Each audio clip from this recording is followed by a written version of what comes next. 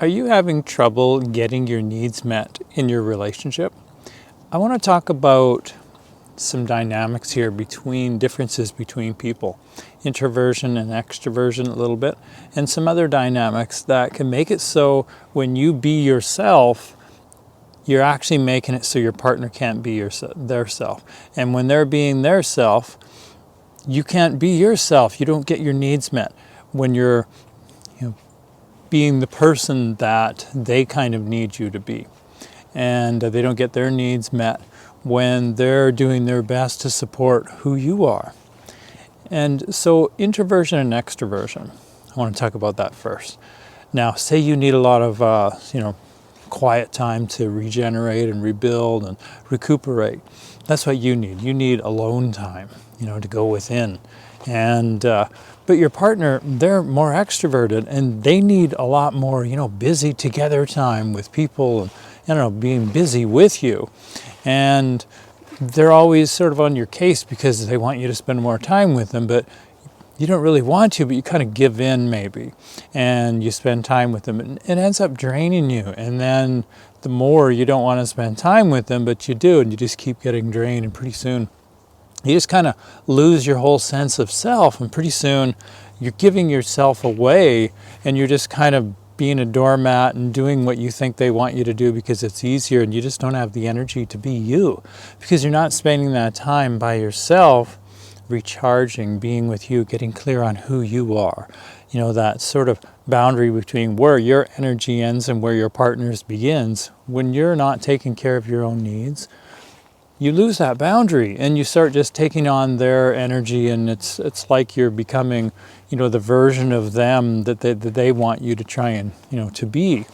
But it just doesn't work, and you end up becoming unhappy and they become unhappy.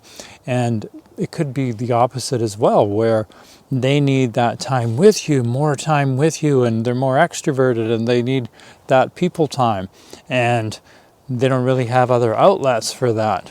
And so they're trying to get that from you, but you really need your alone time, and so you're not spending as much time with them as they need. So they're really starting to feel, they're not getting their needs met because they refuel that way, and they're getting drained. They don't want to be by themselves, and because they're extroverted, they need that time with, their other. And when you start recognizing these things, you can start to see, wow, this is a pattern. This is really happening. And so it's good to talk to one another and to talk about getting a sense of what your needs are. If you're needing more quiet time and they're needing more time with you, well, you can work out a balance there and kind of figure out, well, when I spend time with you, when I need time by myself, and I'm giving time with you and I don't have enough for me, I'm not recuperating, I'm not sort of recharging my energy, well, the time I spend with you then gets less good, and it becomes not good time at all. And it becomes unhealthy time where you're giving yourself away. And so to talk about that, say, well, really what I need then is I need time for myself. Maybe I need to say, I knew we were going out tonight, but I need to recharge. And when you recharge and you build your energies up into a surplus, then you can spend quality time with them without getting so drained, and you can fully be yourself. And an introvert can't really cultivate and come from who they really, really are and be clear on who they are if they're always around other people. They need that time separated from people to build and recharge who they are. Now, when it's not introversion and extroversion, but there's sort of a dynamic like this going on, you could be with a partner who's really, really loud. They got a loud voice. Doesn't mean they're extroverted. They've got it, they really express themselves with a lot of movement with their hands. They're very, vocal, and they've got a powerful voice, and you're more quiet and soft-spoken. And this could be reversed as well. And what can happen there is, you're always trying to get them to, be quieter and be quieter. And so they're sort of stifling themselves down. But they're always kind of wanting you to be more, out there with your voice. You're always a little bit too quiet. And so what happens is they end up giving themselves away a little bit. They're trying to be something that they're not, and so are you. And what happens is, in order for you to fully be who you are and get your needs met in the relationship, they have to give away their needs. And in order for them to get their needs met, well, you have to kind of compromise a little too much and give away too much of who you are. So if you're having trouble in your relationship and getting drained, feeling like, I don't know, you're just getting exhausted, and spending time with your partner's getting harder and harder, and there's a lot of resentment building up between the two of you, and there are these walls there, really take a look at that and take a look at your needs and your differences. A lot of times you can work these things out, but sometimes they could just really be incompatibilities that aren't working. It's good to really learn this stuff and figure out what is causing the clash between us. Why am I getting drained less and less? Why am I feeling I'm not getting my needs met and my partner's not hearing me or understanding me? Well, when we're at that good place where we've got a lot of energy, we're getting our needs met, we can fully be there, we're more patient and everything. But if we get drained and drained and drained because we're not getting our needs met, we don't have enough alone time, whatever it is, when we get to that threshold, right at that line where we dip below that threshold, we go into survival mode and we start really protecting our energy, and we can get really defensive with our partner over almost nothing because we're protecting our energy.